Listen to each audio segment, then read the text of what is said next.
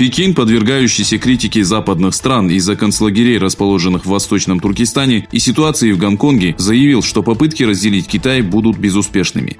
Во время встречи с премьер-министром Непала Прасадом Оли, глава Поднебесной, посетивший Катманду с официальным визитом, сделал следующее заявление. «Все, кто попытается разделить малейшую часть нашей территории, будут уничтожены. Зарубежные силы, пытающиеся разделить Китай, не смогут добиться своих целей».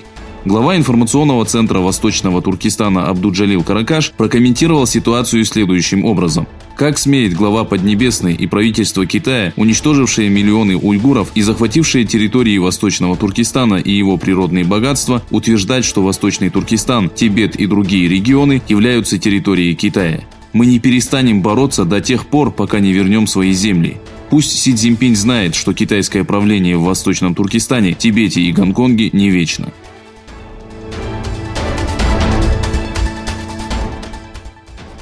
Во время антиправительственного протеста в особом административном округе Китая полицейские задержали свыше 200 человек, обвиненных в нарушении запрета на ношение масок. Полиция Гонконга решительно пресекает насильственные действия демонстрантов, которые полностью игнорируют закон, пишут правоохранители. С одной стороны, Пекин содержит в концентрационных лагерях более 5 миллионов уйгуров, казахов и других тюрков, обвинив их в экстремизме, а с другой отправляет освобожденных во внутренний Китай для эксплуатации как дешевая рабочая сила.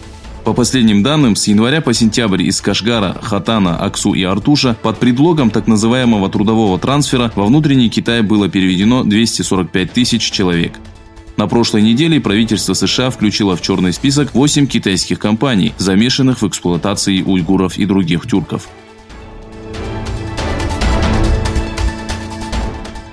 Германия отказалась принимать своих граждан, воевавших в Сирии на стороне боевиков ИГИЛ.